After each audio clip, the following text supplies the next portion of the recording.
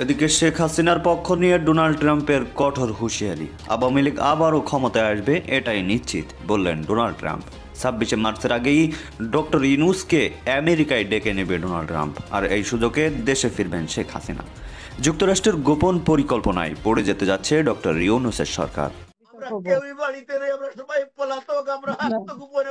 পলাতক থাকবো না, আমরা এখন বেঁচে আছি, আমরা আসবো, আর পলাতক থাকবো না।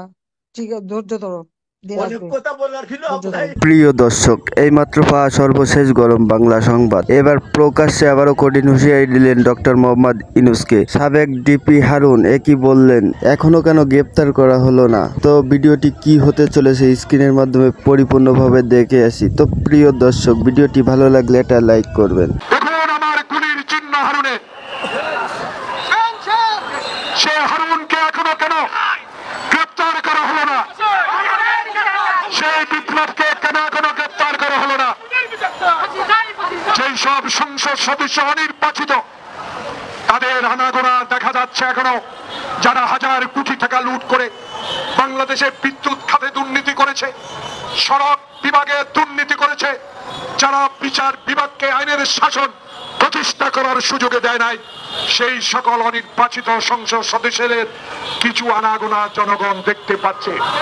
তত্ত্বাবধায়ক ইন্টেরিয়াম গভর্নমেন্ট, মাননীয় স্বরাষ্ট্রমন্ত্রী, আপনার কাছে একজন নির্যাতিত রাজনৈতিক কর্মী হিসেবে আপনার কাছে দাবি করব, আইন নিজের হাতে আমরা তুলে নেবেন। আমার নেতা তারেক রহমান বলেছে, অবিলম্বে তাদেরকে গ্রেপ্তার করুন। তাদের কাছে হাজার হাজার কোটি টাকার ডলার এখনো বাসায় আছে। ঘরে ঘরে তল্লাশি করেন, লিস্ট তৈরি করে। এই বিগত নির্বাচনের 300 এমপি, তাদের বাড়িতে এখনো হাজার কোটি টাকার ডলার পাবেন। তদন্ত শুরু করেন, দেখবেন সব বেরিয়ে পড়বে। তাই আপনাকে সহযোগিতা করার জন্য আমরা প্রস্তুত। জীবনের বিনিময় হলো 16 বছর অত্যাচারিত হয়েছি, আর অত্যাচারিত হতে চাই না। একটি গণতান্ত্রিক দেশে তারেক রহমানের ভাষা, আমার ভোট আমি দিব, এই অধিকারের ভিত্তিতে একটি নির্বাচনের দেশে হোক। যে নির্বাচনের মাধ্যমে এই গ্রাম্য পুলিশ, মাদ্রাসা শিক্ষক কোনোদিনও রাস্তায় আসতে হবে না।